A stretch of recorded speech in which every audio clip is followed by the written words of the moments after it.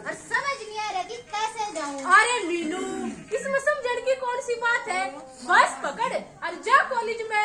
सोच रही हूँ कि 1 साल का गैप दे दूँ और ठीक ठीक सोचूं कि मैंने करना क्या है। अच्छा, अरे बेटी मीनू, ऐसे कर जैसे तेरे दिल में आता है ना वैसा कर, पर पहले खाना खा लो। मैंने भिंडी की सब्जी बनाई है तुम्हारे लिए बड़े प्यार से। पापा अभी भूख नहीं है। अरे भूख नहीं है ऐसे थोड़ी, तूने सुबह दूध भी नहीं पिया, अब खाना तो खाना ही पड़ेगा ना। लो बेटी खाओ। बेटी सविता, जी अंकल। मैं तुम्हारे लिए भी लेके आता हूँ। ठीक है। तो पापा मेरे साथ जाए तो फिर जरा तुम आज फिर मुझे लेट करवाओगे। अरे आया आया। अरे तुमने इतनी जल्दी खाना खा भी लिया? जी पापा। अरे बेटी सीता समझाओ इसे, समझाती ये हूँ। कुछ नहीं खाती है। समझाती हूँ अंकल। हाँ अच्छा बेटी, तुम लोग ना बात करो, मैं चलता हूँ। ठीक है पापा। तो मीनू सोच लो आगे क्या करना है। अगर एडमिशन की लास्ट तारीख निकल गई ना, फिर एडमिशन नहीं होगा, देख लो। अरे मीनू बिटिया, मीनू बिटिया। नमस्ते बुआ जी। नमस्ते। अरे तुम कॉलेज नहीं गई आज? नहीं बुआ जी। अरे कॉलेज नहीं जाना है तो किसी और कोर्स में एडमिशन ले लो। कुछ कर लो बेटी, कुछ कमाओगी तो अपनी मर्जी का जीवन जी पाओगी। ठीक है बुआ जी। तो चलो मीनू चलते हैं, और आज तो एडमिशन लेके ही आएंगे। ठीक है चलो। अरे मीनू, श्वेता, नमस्ते सर। नमस्ते। कौन सा विषय चुना तुमने? अभी तो सोच रहे हैं सर। सोच रही हो? तुम्हारी तो साइंस बड़ी अच्छी है, साइंस ले लो। ठीक है सर। और एडमिशन फॉर्म भरा तुमने? नहीं सर। आज तो फॉर्म भरने की लास्ट डेट है। क्या आज लास्ट डेट है? हाँ, आज फॉर्म भरने की लास्ट डेट है। जल्दी से जाओ और एडमिशन फॉर्म भर के आओ। ठीक है सर, जल्दी चलो मीनू जल्दी, और आज तो एडमिशन लेके आएंगे। ठीक है, सोच लो फिर क्या लेना है तुम्हें। अरे मीनू बिटिया, जी अंकल। ये देखो मैं तुम्हारे लिए क्या ला हूँ। क्या लाए हो अंकल? जूते। जूते। और तुम्हारी दोस्त श्वेता के लिए भी। मेरे लिए भी। हाँ। ये दिन में दौड़ बहुत लगती है। अब जल्दी जाओ एडमिशन फॉर्म भर के आओ। ठीक है अंकल। तो फिर बताओ मीनू, क्या सोचा तुमने? सोच रही हूँ कि मैंने ज्यादा क्या पसंद है।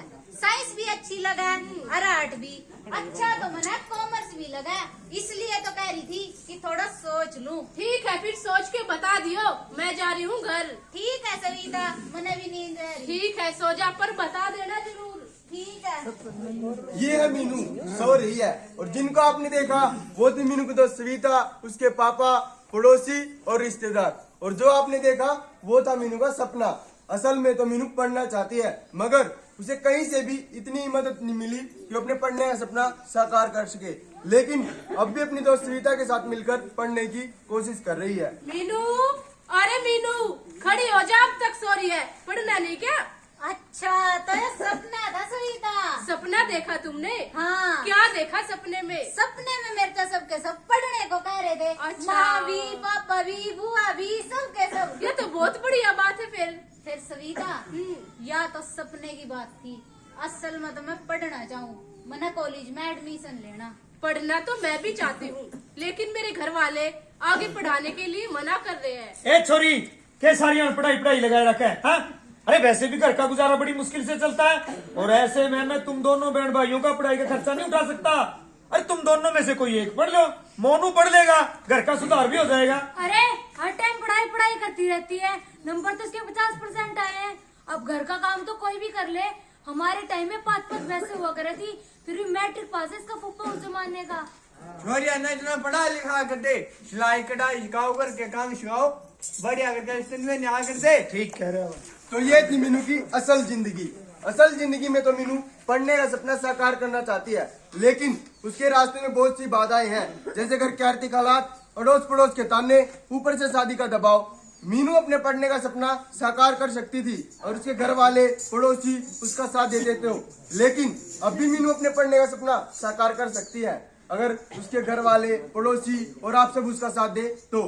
कुछ लड़कियों के सपने सचमुच साकार होते हैं दोस्तों, क्योंकि उनकी पहलकदमी में कुछ लोग उनका साथ देते हैं। कुछ ऐसी कहानियां आज हम आपके बीच लेकर आए हैं, जिनमें से एक कहानी है ज्योति और शिवानी की। ज्योति और शिवानी पढ़ लिख कर IPS बनना चाहती है, लेकिन उनके घर वाले ने पढ़ाने के खिलाफ है। हमारे समाज में नहीं पढ़ाया करते लड़कियों को इतना, 12वीं पढ़ ली बस बहुत है। हमारे घर वाले हमारी पढ़ाई के बिल्कुल विरोध में थे, लेकिन हम दोनों ने हिम्मत नहीं हारी। हमने लगातार ब्रेक थ्रू संस्था के साथ अपनी समस्याएं साझा की, और पता है ब्रेक थ्रू संस्था से निशा दीदी ने हमारे घर वालों से बात की। आप लड़कियों को क्यों नहीं पढ़ाते जी? लड़कियों को पढ़ाना बहुत जरूरी है। जब ये लड़कियां पढ़ लिख जाएंगी, आत्मनिर्भर हो जाएंगी, तो यही समाज सराहना करने लगेगा। फिर क्या था, हमारे घर वाले हमें पढ़ाने के लिए मान गए, लेकिन इस शर्त पर कि कॉलेज गुड़गांव का नहीं, दिल्ली मंडी पटौदी का ही होना चाहिए। अब केवल ज्योति और शिवानी कॉलेज नहीं जाने लगी थी, बल्कि उन्होंने 5 और लड़कियों की मदद की कॉलेज जाने में। लेकिन उनका संघर्ष यही खत्म नहीं होता, अभी तो उनके संघर्ष की शुरुआत थी। हमारे पापा है आर्मी का रिटायर, कमाई सीमित है, इसलिए कई बार आर्थिक मुश्किलों का भी सामना करना पड़ा। और ईब तो हमारे कॉलेज में जाने से ये समस्या और बढ़ गई थी, क्योंकि गांव के कॉलेज तक का किराया 80 रुपए था, यानी कि हम दोनों बहनों के 160 रुपए। कुछ दिन तो पैदल भी चले, लेकिन कब तक चलते? फिर अपना आए दो जनी आ गई दाखला लेने। बस की सुविधा हो जाए, और किसने हमारा साथ दिया? हमारे पापा ने। भाई मैं हूँ ज्योति और शिवानी का पापा शिवानंद। पहले तो मैं भी नहीं चाहता था कि लड़कियां बाहर पढ़ने के लिए जाएं, लेकिन जब बात आई बस सर्विस की तो इस लड़ाई में मैं इनके साथ खड़ा हो गया, क्योंकि मेरी बेटियां ये लड़ाई सिर्फ अपने लिए नहीं लड़ रही थी, ये तो गांव की बाकी लड़कियों के लिए भी लड़ रही थी। इसलिए इस लड़ाई में मैं इनके साथ खड़ा हो गया। चलो बेटियों खाना खा लो। ठीक है पापा। ज्योति और शिवानी ने बड़ी मुश्किलों के बाद रास्ता खोज निकाला। उन्होंने सभी गांव की लड़कियों के लिए बस सेवा की मांग की और प्रशासन ने भी उनकी मदद की। कुछ ऐसा ही मामला करनाल के देवीपुर का भी सामने आया, जहां आज तक एक भी लड़की बाहर कॉलेज पढ़ने नहीं गई, मगर कुछ लड़कियों ने ठान लिया था कि वे ऐसा करके रहेंगी। उन्होंने ब्रेक थ्रू की मदद से शक्ति ग्रुप बनाया और उसके बैनर तले करनाल की सीएम साहिबा को आमंत्रित किया। अब ये लड़ाई केवल उन लड़कियों की नहीं बल्कि पूरे गाँव वालों की बन चुकी थी। गाँव वालों ने सीएम साहिबा से बस सेवा की मांग की और प्रशासन ने भी उनकी मदद की। मई 2022 का वो गर्मियों का महीना देवीपुर के हर बासिंदे को याद होगा, जब पहली बार गांव में बस आई और शहर की तरफ सपनों की उड़ान भरी। तो ज्योति, शिवानी और देवीपुर की हजारों लड़कियों के साथ साथ हरियाणा रोडवेज के लिए तालियां नहीं बजाओगे?